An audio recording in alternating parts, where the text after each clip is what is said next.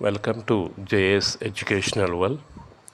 ఈరోజు మనం ఈ వీడియోలో 2024 మార్చ్ 2వ తారీఖున జరిగినటువంటి ఏపీ టెట్ 2A పేపర్లో ఉన్నటువంటి సైన్స్ యొక్క మెథడ్కి సంబంధించినటువంటి క్వశ్చన్స్ని ఈరోజు మనం గమనిద్దామండి. ఈ వీడియోలోకి వెళ్ళే కన్నా ముందు దయచేసి మా ఛానల్ని సబ్స్క్రైబ్ చేసుకొని మమ్మల్ని ప్రోత్సహించాల్సిందిగా కోరుచున్నాము. మనకి మెథడ్ నుంచి 6 క్వశ్చన్స్ వస్తాయండి. అందరికీ మనకి తెలిసిన విషయమే. ఇందులో మనం సెషన్ 1లో జరిగినటువంటి క్వశ్చన్స్ని కానీ మనం ఒకసారి గమనించినట్లయితే 145 క్వశ్చన్ నుంచి మనకి స్టార్ట్ అవుతుంది. దీంట్లో మొట్టమొదటి క్వశ్చను శాస్త్ర ప్రయోగానికి మొట్టమొదట కావాల్సిన నైపుణ్యం ఏంటి అని అడుగుతున్నాడు. సో దీనికి మనకి కరెక్ట్ ఆన్సర్ ఏమవుతుంది అంటే పరిశీలించుట అనేది మనకి ఇక్కడ కరెక్ట్ ఆన్సర్ అవుతుందండి. అంటే ఏ ప్రయోగానికైనా మొట్టమొదటిగా మనం కావాల్సింది ఏంటి అంటే మన చుట్టూ ఉన్నటువంటి ప్రకృతిని, అలాగే మన ప్రకృతిలో జరుగుతున్నటువంటి సిద్ధాంతాలు కానీ నియమాలు కానీ మనం వాటిని పరిశీలించడం అనేది మొట్టమొదటి నైపుణ్యంగా మనం చెప్పుకోవాలి. సో కాబట్టి ఇక్కడ 145కి కరెక్ట్ ఆన్సర్ ఏమవుతుంది అంటే 2 అనేది కరెక్ట్ ఆన్సర్ అవుతుందండి. అదేవిధంగా ఒకవేళ మనం 146 క్వశ్చన్ మనం చూసినట్లయితే మానసిక చలనాత్మక రంగంలో చివరి సోపానం ఏది అని అడుగుతున్నాడండి. ఈ మానసిక చలనాత్మక రంగంలో మనకి ఉన్నటువంటి సోపానాలను కానీ గమనించినట్లయితే అనుకరణం, హస్తలాగనం, సునిశ్చితము, సమన్వయము మరియు సహజీకరణము. సో ఇందులో ఉన్నటువంటివి ఇందులో చివరిది అడుగుతున్నాడు కాబట్టి ఇందులో సహజీకరణము అనేటువంటిది కరెక్ట్ ఆన్సర్ అవుతుందండి. అంటే ఆప్షన్ నెంబర్ 4 అనేది మనకి కరెక్ట్ ఆన్సర్ అవుతుంది. ఇందులో మనకి ఇంకా ఉన్నవి అనుకరణము, హస్తలాగనము, సునిశ్చిత్వము, సమన్వయముతో పాటు సహజీకరణం ఉంది. లాస్ట్ది మనకి సహజీకరణం అనేది మనకి ఇందులో కరెక్ట్ ఆన్సర్ అవుతుంది.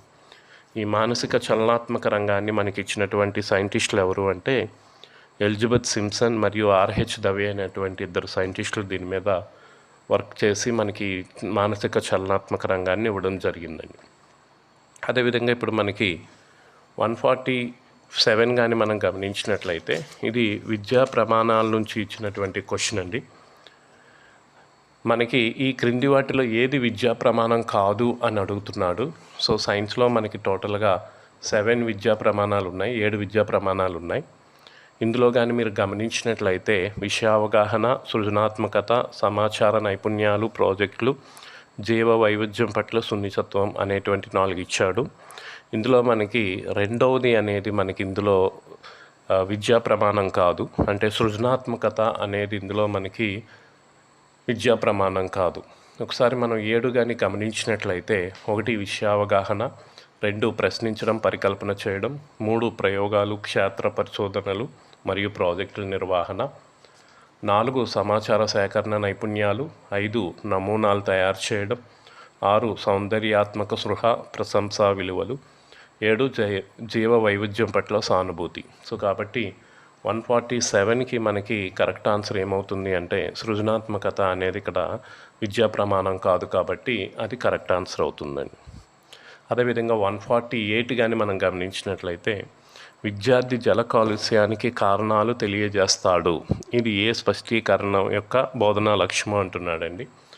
కారణాలు తెలియజేస్తాడు అనేది మనం ఇక్కడ గమనిస్తున్నాం. కారణాలు తెలియజేస్తాడు అనేది సైన్స్ యొక్క మెథడ్లో అన్వయం అవుతుందండి. దీన్నే మనం వినియోగం అని అంటాము. సో కాబట్టి ఇక్కడ కానీ మనం గమనించినట్లయితే ఈ 3వది కరెక్ట్ ఆన్సర్ అవుతుందండి. అది ఇప్పుడు 149 కానీ మనం చూసినట్లయితే కిల్పాట్రిక్ వర్గీకరణ ప్రకారం వృక్ష జంతు సంబంధ ఉత్పత్తుల భాగాలను సేకరించడం అనేది అని అడుగుతున్నాడండి. ఇది మనకి ఏమవుతుంది అంటే శిక్షణ ప్రాజెక్ట్ అనేది ఇందులో మనకి కరెక్ట్ ఆన్సర్ అవుతుందండి. అది ఇప్పుడు 150 కానీ గమనించినట్లయితే వాసన ద్వారా కలిగే అభ్యసన శాతం అని అడుగుతున్నాడు. మనకి కోబెన్ అనేటువంటి సైంటిస్ట్ మనకి ఇస్తాడు. ఇందులోని చూడడం ద్వారా 83%, వినడం ద్వారా 11%, వాసన ద్వారా 3.5, స్పర్శ ద్వారా 1.5, రుచి ద్వారా 1. ఇది వాసన ద్వారా అడిగాడు కాబట్టి ఆన్సరు 1.5 అవుతుందండి. అంటే ఇక్కడ ఆప్షన్ నెంబర్ 3 అనేది మనకి ఇక్కడ కరెక్ట్ ఆన్సర్ అవుతుందండి. సో ఇది మీకు ఏంటి అంటే సెషన్ 1లో వచ్చినటువంటి 6 క్వశ్చన్స్కి ఆన్సర్స్ అండి. అదేవిధంగా ఒక సెషన్ 2లో ఉన్నటువంటి మనం ఒకసారి క్వశ్చన్స్ని కూడా ఈ వీడియోలోనే చూద్దాము. ఈ సెషన్ 2లో కూడా మనకి 6 క్వశ్చన్స్ వస్తాయి.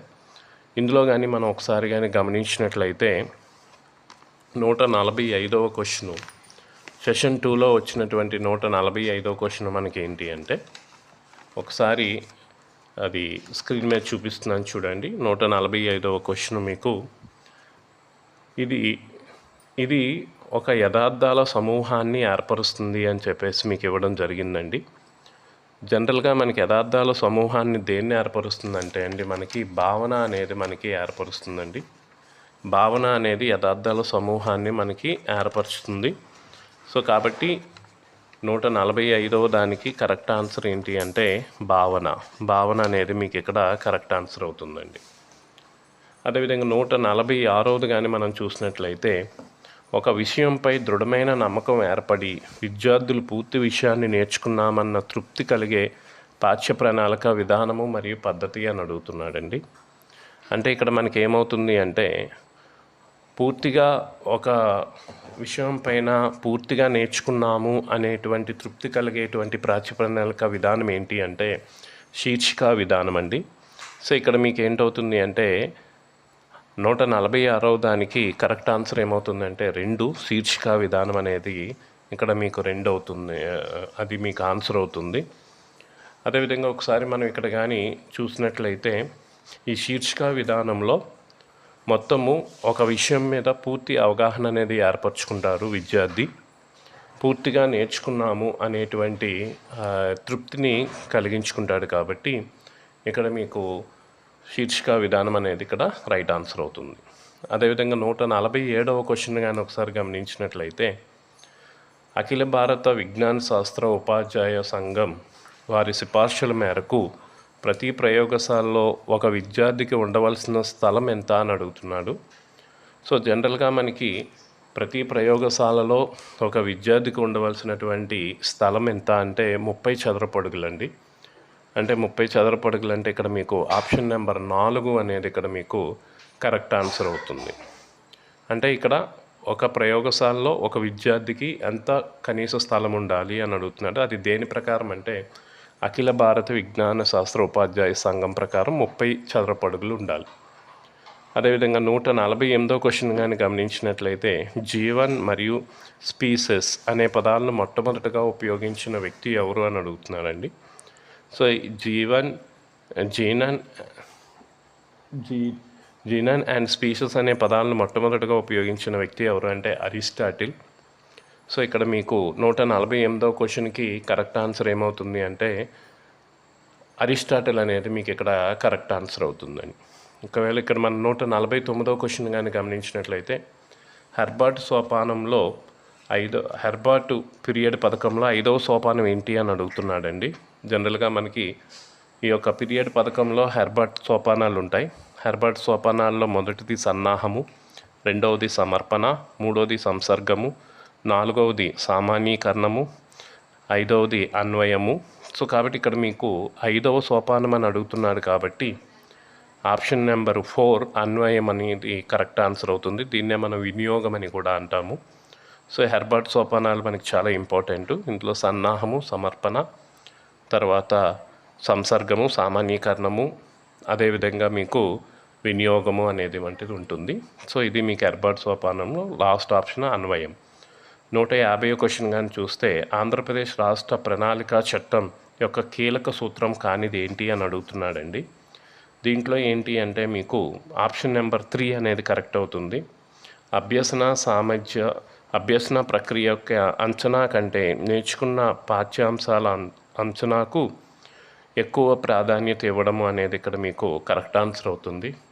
సో ఆంధ్రప్రదేశ్ రాష్ట్ర ప్రణాళిక చట్టం 2011 యొక్క కీలక సూత్రం ఏది కాదు అంటే ఆప్షన్ నెంబర్ 3 అనేది మీకు ఇక్కడ కరెక్ట్ కాదు అండి. మిగిలిన 3 ఆప్షన్లు కూడా ఇది కరెక్టే.